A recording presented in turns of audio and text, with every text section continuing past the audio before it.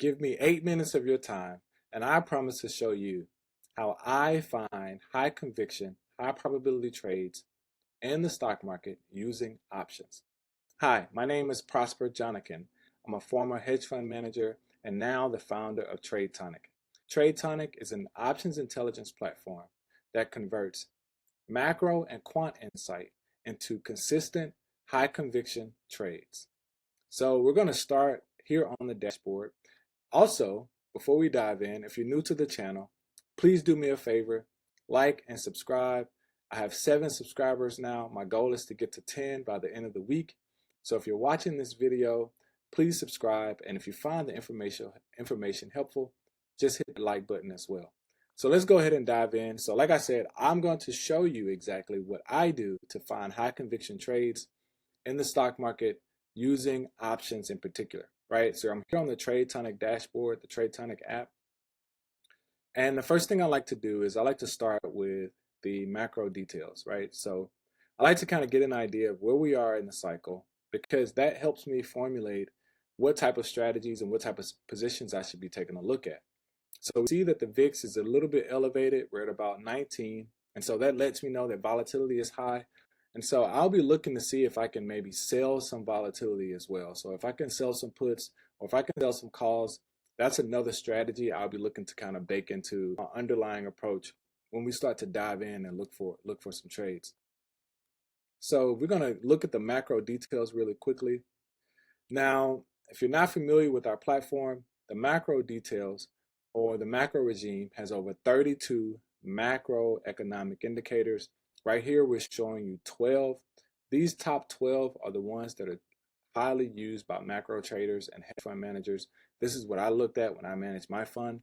And so you can kind of see here we have jobless claims numbers, retail sales numbers, some lagging indicators. We got core PCE, right?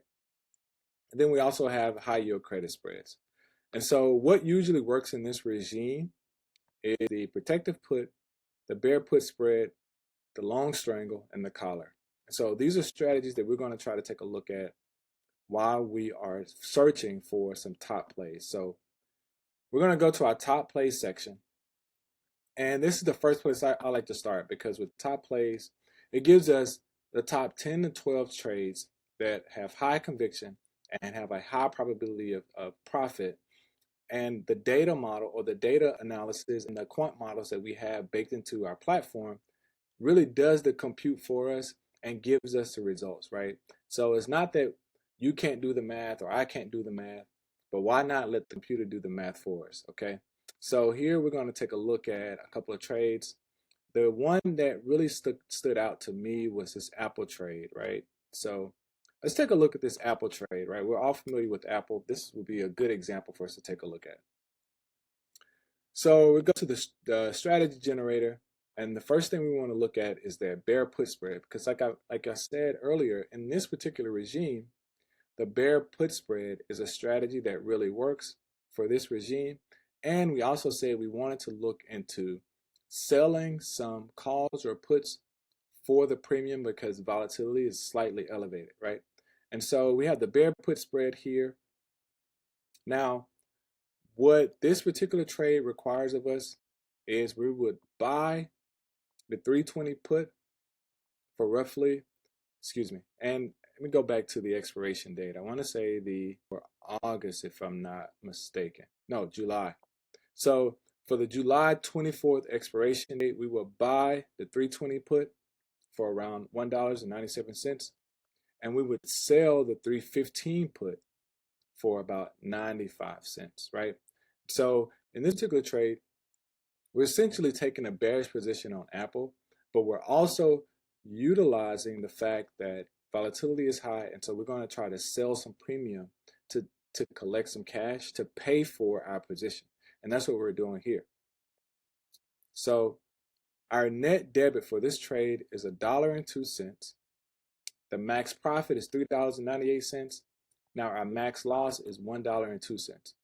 And so the risk reward for this trade is almost 2 to 1, right? So we're risking $1 to make $4, right? That's actually a 4 to 1 trade, right? So we see right here position sizing. we're going to do conservative.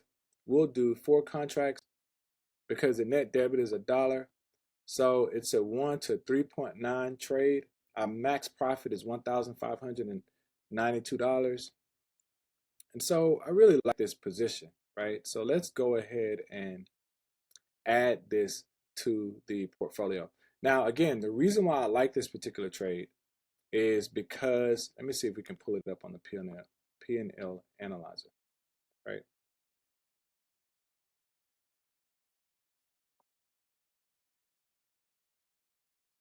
Here we go. So the P&L analyzer says, okay, so we have the ratio spread where we will sell the 320 put, we will buy the 315 put, right? We don't want 12 contracts. We want, let's do 4 contracts, okay? Now the P&L says whenever the stock falls, so right now we're at 320 with the strike, okay? So whenever, excuse me, the spot is 326.59. That's what the stock is right now, 326.59. Now, when Apple gets below 310, then we'll really start to see a lot of upside on the P&L. Now, if the stock just stays where it is, then we're just kind of flat, right? Now, if the stock stays between this 310 and 319 price, then that's when we can see our potential, the most potential loss, which is around $410. So at $316, that's where we'll see the greatest loss, right? So the good thing about this strategy is the debit is not that expensive. It's $1 to put the trade on, right? The second thing about this trade, this thing is we're selling some volatility, right? So volatility is a little bit elevated. So we're going to try to sell some volatility. And then third, we make money on the downside, right? So now the only real risk for this is how much we size the position. So if we do 4 contracts, then of course, then our loss would be this $410. But if we were to do 1 contract, then our max loss would just be what we paid for the strategy, which is around $1, right? So let's do 4 contracts, right? So we have that. Now we are going to add this to our paper portfolio. So we've just added that to our paper trading portfolio. Now let's go here and see if it's there. And here we are, right? We have the strategy here. Okay. And we're just going to sit and wait for this particular trade to work out for us.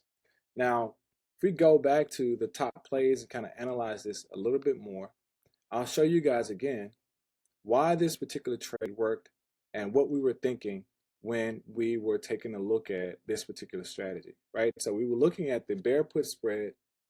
We would go long the 320 put, so we're net bearish on this particular strategy in this particular stock. And we would we would sell 315 put, right, to help pay for our bearish position. So now that we have that trade on, and kind of going back to what I was saying, the thinking or the thought process. We started with the macro regime, right? The macro regime let us know this is where we are. Then we said, okay, now that we know where we are in the macro regime, what strategies does particularly well in that particular regime? And the one that we chose was the bear put spread for Apple. So stick around, continue to follow the account. I will show you guys a result of the bear put spread on Apple. If you found this video helpful, if you kind of understood the concepts, or if you want to learn more, be sure to like and subscribe so the next time I post a video, you'll get the notification and you can tap in and watch that video as well. Okay, until next time, I will see you guys. Talk soon.